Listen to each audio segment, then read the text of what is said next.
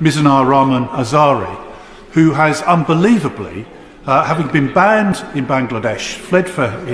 আজহারি কেন মালয়েশিয়ায় বসে ইসলামিক বক্তব্য দিচ্ছে না, তাকে ব্রিটেন গিয়ে ইসলামিক বক্তব্য দিতে হচ্ছে?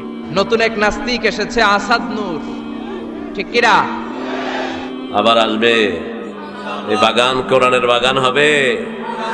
মিজান আবার যেদিন বাংলাদেশ আসবে, ইসলামের পতাকা হাতে নিয়ে আসবে ইনশাআল্লাহ। তোমাদের যদি কারো ক্ষমতা থাকে, তোরা পারলে ঠেকা। জি, মিজানুর রহমান আজহারি বাংলাদেশে আসবে, কিন্তু নিন্দুকের নিন্দে মিজানুর রহমান আজহারিকে দমিয়ে রাখতে পারবে না। শুধুমাত্র আজহারিকে নিয়ে বাংলাদেশে ষড়যন্ত্র হয়েছে, বিষয়টা এমন নয়। তাকে নিয়ে ইন্টারন্যাশনাল ষড়যন্ত্র হচ্ছে, যেটা ব্রিটিশ পার্লামেন্ট থেকে প্রকাশ পেয়েছে। অন্যদিকে আসাদ নূর মিজানুর রহমান আজহারিকে কটূক্তি করেছে এবং আজহারি তার উপযুক্ত জবাব দিয়েছে।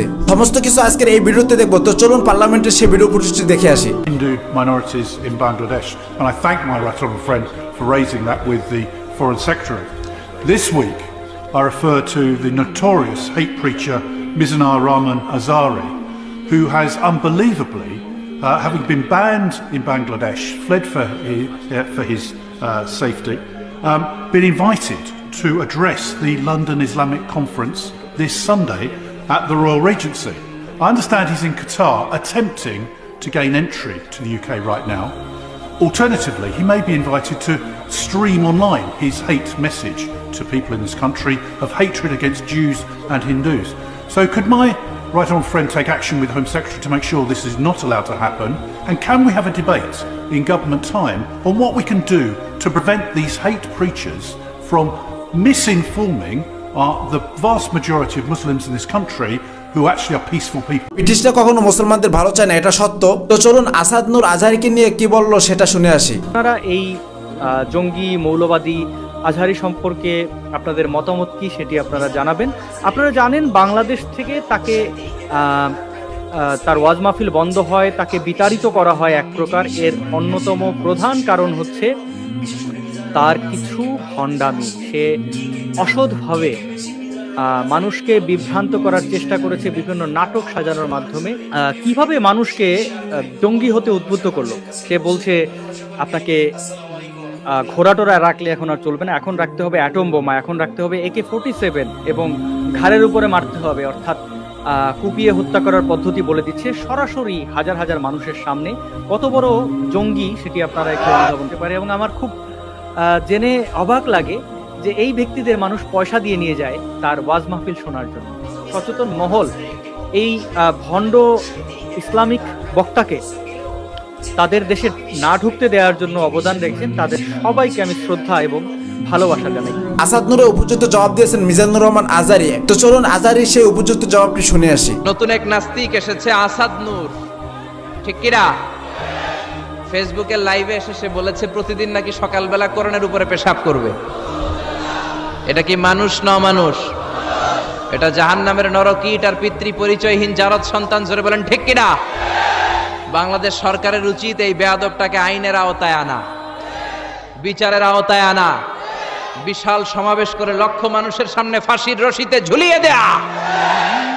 আর এই আসাদ নূরকে শেল্টার দিচ্ছে আমাদের মুফাসসিল হোসেন। তবে মুফাসসিল হোসেনকে যে হুঙ্কার দিয়েছিল সেটা অনেক পুরনো, আবার একটু শুনি। এই বেয়াদবটাকে শেল্টার দিচ্ছে মুফাসসিল ইসলাম ইংল্যান্ড থেকে আরেক নাস্তিক উল্লুক্কা পাঠা। গভর্নমেন্টের উচিত এই বেয়াদবটাকেও আইনের আওতায় এনে ইন্টারপোলের পুলিশের মাধ্যমে ওই বেয়াদবটাকেও ফাঁসি দেয়া। চিল্লায় বলেন ঠিক কিনা? ইনশাআল্লাহ মিজানুর রহমান আজহারি বাংলাদেশে আসবে, সেটা সুনিশ্চিত। আজহারি বাংলাদেশে আসবে, এই নিয়ে যারা কথা বলছে চলুন সেটা শুনে আসি। আজকে যুবকদেরকে যাত্রা থেকে, সিনেমা থেকে, অন্যায় থেকে, অপরাধ থেকে যিনি ফিরিয়ে আনলেন, আল্লামা ডক্টর মিজানুর রহমান আল আজহারিকে আজকে বাংলাদেশ থেকে যারা খেদিয়ে দিয়েছে, তাড়িয়ে দিয়েছে, যেতে বাধ্য করেছে, আল্লাহর কসম আমি তাদেরকে চ্যালেঞ্জ করলাম, এদেশে খুব শীঘ্রই তোদেরকে জুতা পিটা করতে করতে মানুবাড়ি দিল্লি ছাড়িয়ে দাও। মিজানুর রহমান আল আজহারির বিরুদ্ধে ফতোয়া দিয়েছো, আমি একথা বিশ্বাস করি। আল্লাহ রাসূল যখন ১৫০০ বছর আগে মক্কা থেকে মদিনায় আল্লাহর হুকুমে হিজরত করেছিল, আমার বিশ্বাস হয় মিজানও হিজরত করেছে। মিজান আবার যেদিন বাংলাদেশে আসবে, ইসলামের পতাকা হাতে নিয়ে আসবে ইনশাআল্লাহ। তোমাদের যদি কারো ক্ষমতা থাকে, তোরা পারলে ঠেকাস। আল্লাহর দুনিয়ায় আল্লাহর কোরআন কায়েম হবেই হবে। গেছে আবার আসবে ইনশাআল্লাহ। আবার আসবে ইনশাআল্লাহ, আবার আসবে। এই বাগান কোরআনের বাগান হবে, কোরআন ছাড়া কোনো কিছু থাকবে না।